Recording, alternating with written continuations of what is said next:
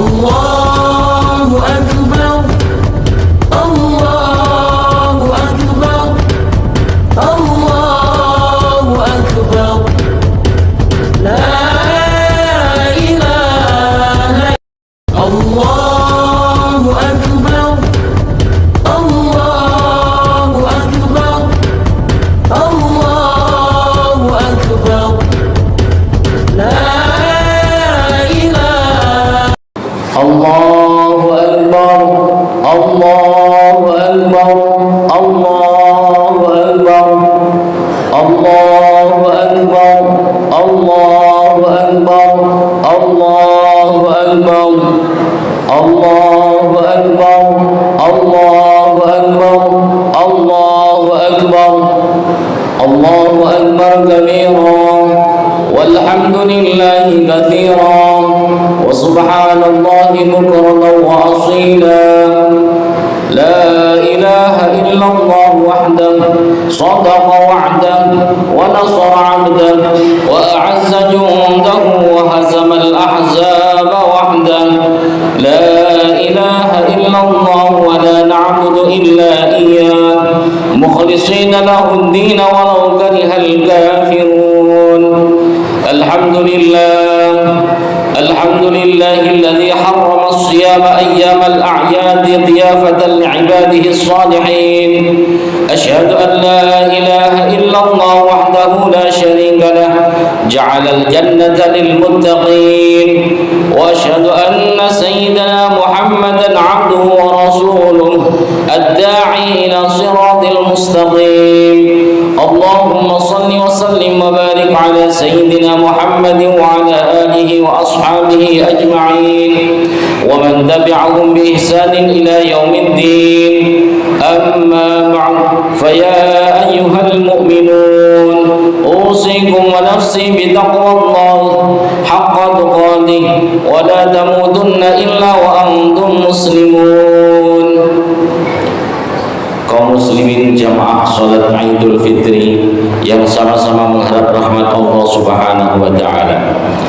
Ketika tenggelamnya matahari sebelah barat pada sore hari kemarin menandakan kita telah menyelesaikan perjuangan 1 bulan penuh pada bulan suci Ramadan, maka berpisahlah kita dengan bulan yang mulia dan agung, yakni bulan suci Ramadan. Ada rasa sedih berpisah dengan Ramadan, namun di sisi lain ada kegembiraan bahwa kemenangan telah diraih. Dalam hati yang paling dalam tentu kita berkeinginan bahwa Allah memperpanjang umur kita bertemu kembali dengan Ramadan yang akan datang. Semoga kita yang hadir pada hari ini Allah berikan umur yang panjang, memberikan keberkahan kepada hidup kita agar kita bisa bertemu kembali dengan Ramadan di tahun depan. Amin ya rabbal alamin. Kaum muslimin rahimakumullah, di hari yang mulia dan agung ini, di 1 Syawal merupakan hari kemenangan bagi orang-orang yang berpuasa pada bulan suci Ramadan. Banyak sekali orang yang ingin hidup di hari ini, karena ini adalah hari yang besar. Banyak sekali orang yang berdoa. Ada di antara saudara-saudara kita berdoa, Allahumma tawwil umurana, ya Allah panjangkanlah umur kami. Mereka ingin sampai umurnya di hari pada 1 Syawal ini untuk merayakan kemenangan itu bersama-sama keluarga mereka. Bahkan di hari raya yang besar Idul Fitri ini, yang di perantauan pun akan kembali pulang bertemu berkumpul dengan sanak saudara. Apalah sebuah angan-angan, sebuah harapan untuk sampai kepada bulan Syawal ini. Harapan untuk sampai kepada bulan Syawal ternyata ada yang jauh lebih cepat lagi daripada keinginan dalam doa yang dia panjatkan itu. Apa dia?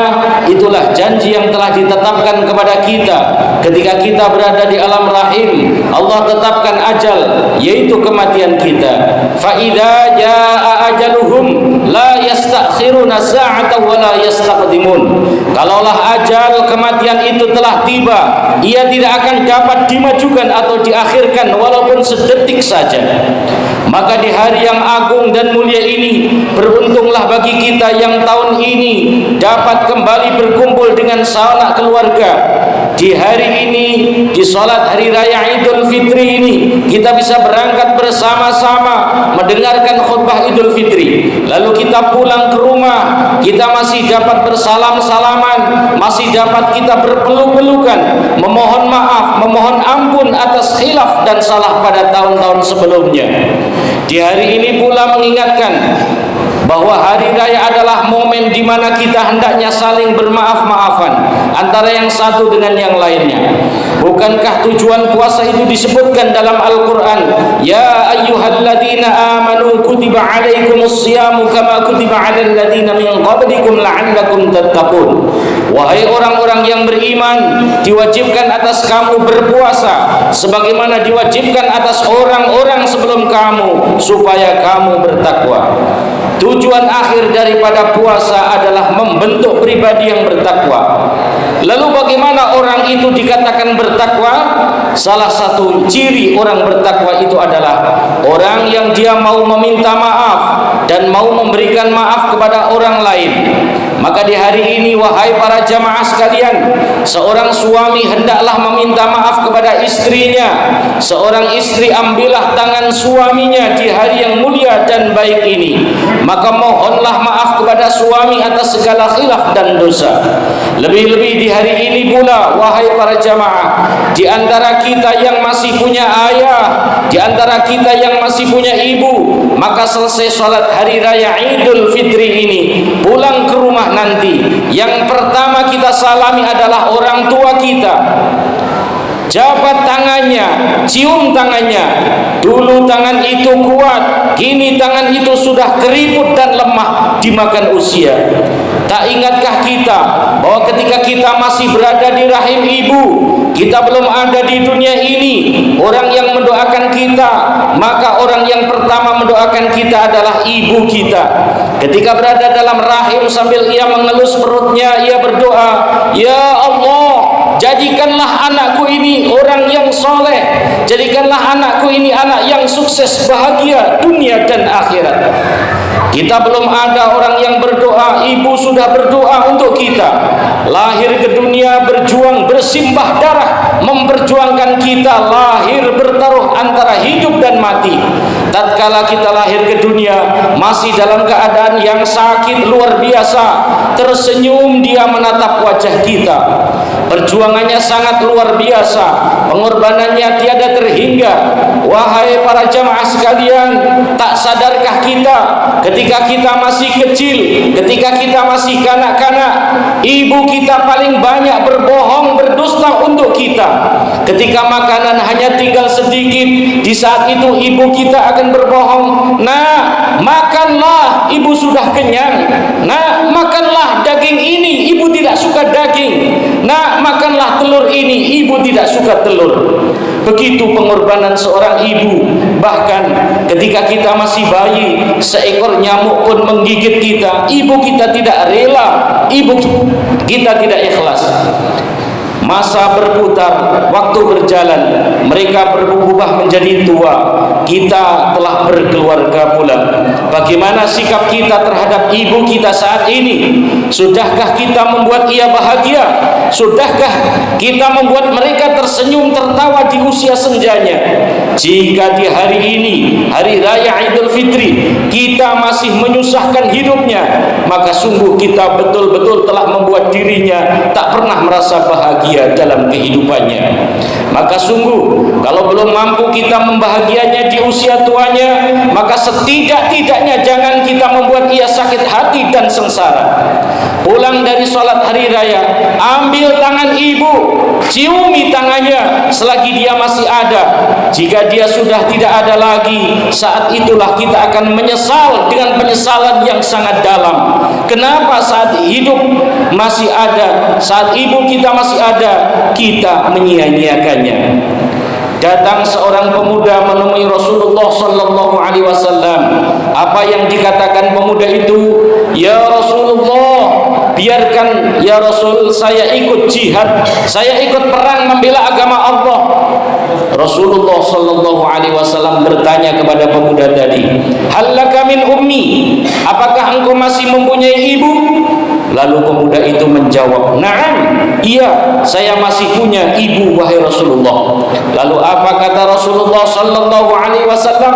"Falzamha fa innal jannata tahta rijlaiha." Pulanglah, rawatlah ibumu, karena sesungguhnya surga berada di bawah telapak kaki ibu. Padahal dia berharap jihad, karena jihad adalah amal yang paling tinggi yang akan didapat oleh seorang muslim. Ketika jihad, dia tidak akan merasakan sakitnya sakaratul maut. Ketika jihad, dia tidak akan merasakan azab kubur. Ketika jihad, dia juga tidak akan merasakan hisab yang berat. Tetapi Rasul malah mengutamakan merawat seorang ibu. Ingatlah kita bahwa ada seorang bernama Uwais Al-Qarni. Ia pemuda yang hidup di zaman Rasul namun tidak termasuk sahabat.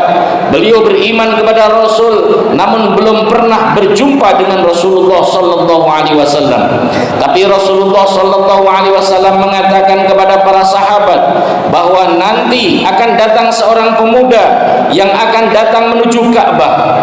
Apa pesan Rasul ketika pemuda itu datang? Mintalah doa kepadanya karena doanya mustajab. Itu disebabkan karena amalan utama, yaitu berbakti kepada ibu. Ia sanggup menggendong ibunya dari kampungnya menuju ke kota suci Mekah untuk berhaji.